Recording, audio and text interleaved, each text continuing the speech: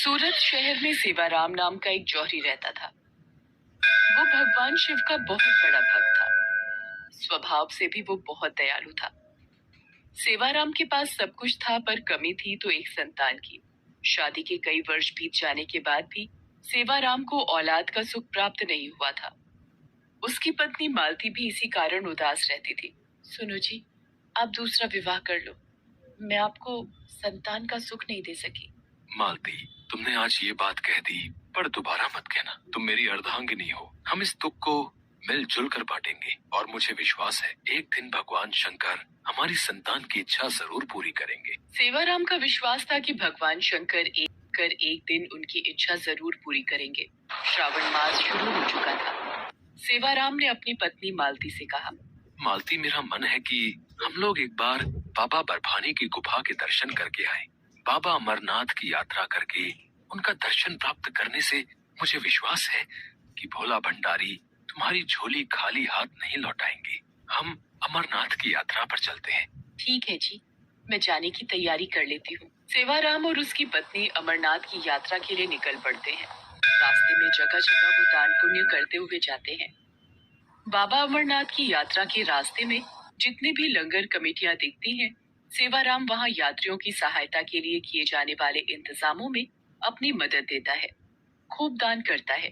उसे सच्ची भक्ति थी कि बाबा भोलेनाथ उसे खाली हाथ नहीं लौटाएंगे। ओम नमः शिवाय का जाप करते हुए वो अमरनाथ पहुंचते हैं। मालती, कितना सुंदर और अद्भुत नजारा है। जय भोले बर्फानी। सच में अमरनाथ की गुफा में शिवलिंग के दर्शन करके मन प्रसन्न हो गया। भोलेनाथ, मैं संतान सुख से वंचित हूँ। मालती की गोद में औलाद का सुख भर दो प्रभु। मैं बड़े विश्वास के साथ आपके दर्शनों को आई हूँ। भोले बाबा, मेरी सोनी गोद भर दो। हे भोलेनाथ, आप अपने परम भक्त की संतान प्राप्ति की इच्छा क्यों नहीं पूरी कर रहे? ये लोग सच्ची भक्ति का फल आपसे मांग रहे हैं। देवी पार्वती, मैं भी चाहता हूँ अपने भक्तों को उनकी इच्छा अनुसार वरदान देकर उनकी पूजा और विश्वास को सफल बनाऊं। पर सेवाराम को जो पुत्र प्राप्त होगा, उसकी पिछले जन्म के कर्मों के कारण अल्पायु अवस्था में ही मृत्यु हो जाएगी। जो बालक जन्म लेगा, आखिर पिछले जन्म में उसने ऐसा क्या पाप किया है जो इस जन्म में छोटी आयु का योग है?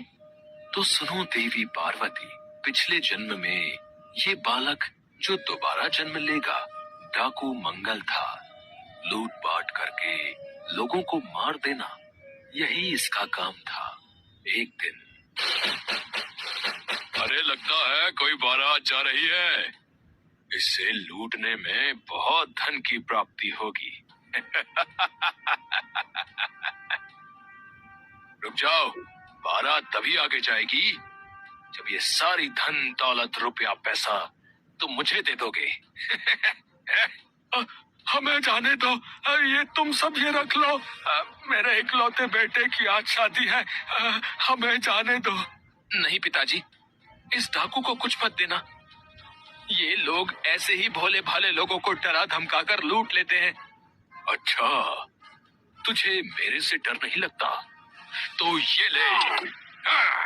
डाकू उस व्यक्ति के इकलौते लड़के को तलवार से मार देता है। जितने भी बाराती वो भी बचने की कोशिश करते हैं, पर मंगल सबको मार देता है। आज जैसे तूने मेरे इकलौते बेटे को तड़पा तड़पा कर मारा है, मैं तुझे श्राप देता हूँ।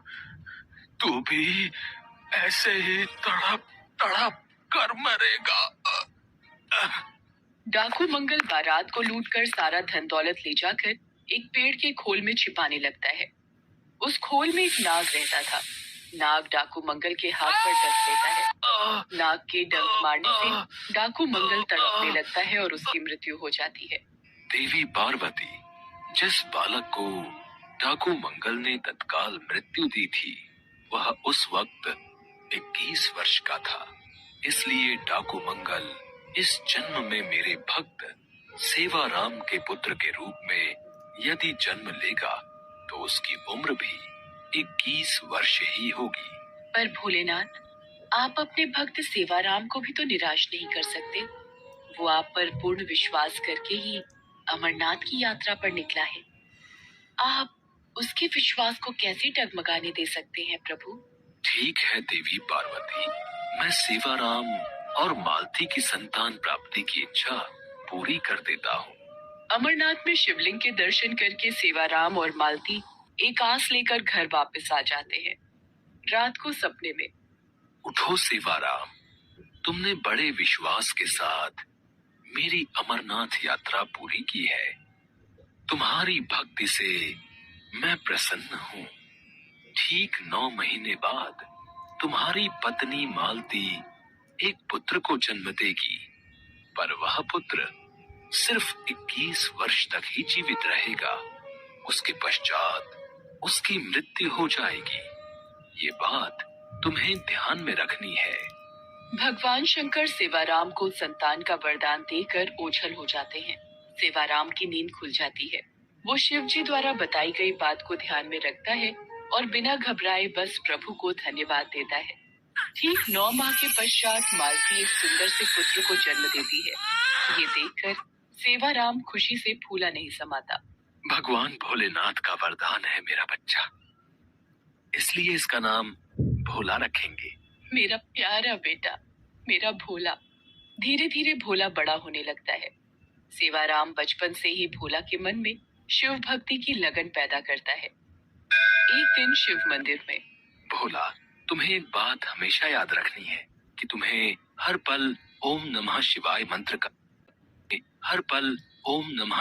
मंत्र का जाप करना है। ठीक है पिताजी, मैं अब से ऐसा ही करूंगा।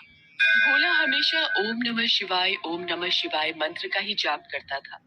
सेवाराम भोला के हाथों से खूब दान पुण्य करवाता, भूखों को भोजन करवाता। उसने भोला को शिव के सभी मंदिरों और धाम की यात्रा भी कराई। धीरे धीरे 21 वर्ष पूरे होने वाले थे। एक दिन, सुनो जी, आप भोला को भैया के साथ कहाँ भेज रहे हो? वो भी 1 माह के लिए? मैं अपने बच्चे के बिना कैसे रहूंगी? 1 माह के पश्चात तो इसका 21वां जन्मदिन भी है। मालती, मैं भोला को काशी नगरी भेज रहा हूँ। वहाँ 1 महीना रहकर अपने मामा के साथ भगवान भोलेनाथ की पूजा और साधना करेगा, ताकि इस पर भगवान शंकर की कृपा बनी रहे। सेवाराम जानता था कि भोला की मृत्यु का समय निकट आ रहा है, इसलिए वो भोला को उसके मामा के साथ समझा बुझाकर काशी नगरी भेज देता है। मामा जी, आप मेरे हाथों रोजाना ये यज्ञ, हवन और दान पुण्य क्यों करवा रहे हो? भोला, तुम्हारे पिताजी की आज्ञा थी कि 1 माह तक रोजाना तुम्हें यज्ञ और दान पुण्य के कार्य करने हैं। कल सोमवार है, तो कल तुम्हारी पूजा संपूर्ण हो जाएगी। भोला की मृत्यु का केवल एक ही दिन शेष रह गया था। उस दिन सावन का आखिरी सोमवार था। भोला पूरा दिन शिवलिंग की पूजा अर्चना करता रहा। अचानक वो अपने मामा से बोला, मामा जी, मेरी तबीयत कुछ ठीक नहीं लग रही। मैं कुछ देर विश्राम करना चाहता हूँ। ठीक है भोला, तुम चलकर कक्ष में थोड़ी देर आराम कर लो। जैसे ही भोला कक्ष में आराम करने के लिए पहुंचता है तो चक्कर खाकर गिर जाता है और उसकी मृत्यु हो जाती है। भोला का मामा रोने लगता है। भोला मेरे भांजे, मेरे बच्चे, अरे उठ। अरे ये अचानक तुझे क्या हो गया? तो कुछ बोल क्यों नहीं रहा? प्रभु, भोला ने इस जन्म में आपकी भक्ति के सिवा कुछ नहीं किया। वो जब से धरती पर गया है, आपकी ही पूजा भक्ति की है। फिर तो उसके पिछले जन्म के बुरे कर्म इस जन्म में मिट जाने चाहिए। आपके श्रावण मास के माह में उसने इतने यज्ञ और दान पुण्य किए। अपने पिता सेवाराम की आज्ञा का पालन करते हुए उसने सिर्फ अच्छे कर्म किए हैं। क्या अब भी आप इसकी आयु के संकट को दूर नहीं करेंगे? मैं जानता हूँ देवी, भोला ने इस जन्म में मेरी बहुत भक्ति की है, इसलिए मैं इस जन्म में इसका भाग्य बदलकर इसे लंबी आयु प्रदान करता हूँ। उठो भोला, उठो। भोला एकदम उठकर बैठ जाता है, जैसे उसे किसी ने नींद से जगाया हो। मामा, मुझे क्या हुआ था? ऐसा लगा मानो भगवान भोलेनाथ मुझे गहरी नींद से उठाने आए थे। हे शिव शंकर, आपकी महिमा अपरंपार है। भोला अपने मामा के साथ सकुशल घर पहुंचता है और सारी बात बताता है, जिसे सुनकर सेवाराम की आंखों में आंसू भर जाते हैं। मेरे भोलेनाथ, आपकी जय हो। आपकी लीला न्यारी है प्रभु। जय भोले बाबा की। ओम नमः शिवाय। ओम नमः शिवाय। उम्मीद करते हैं आपको ये कहानी पसंद आई होगी। अगर आपने हमारे चैनल को अभी भी सब्सक्राइब नहीं किया है तो चैनल को सब्सक्राइब करें, बेल आइकन पे क्लिक करें, जिससे हमारी आने वाली वीडियो सबसे पहले आपको मिल सके। तो मिलते हैं ऐसे ही नई कहानी के साथ नेक्स्ट वीडियो में। आप सभी को राधे राधे।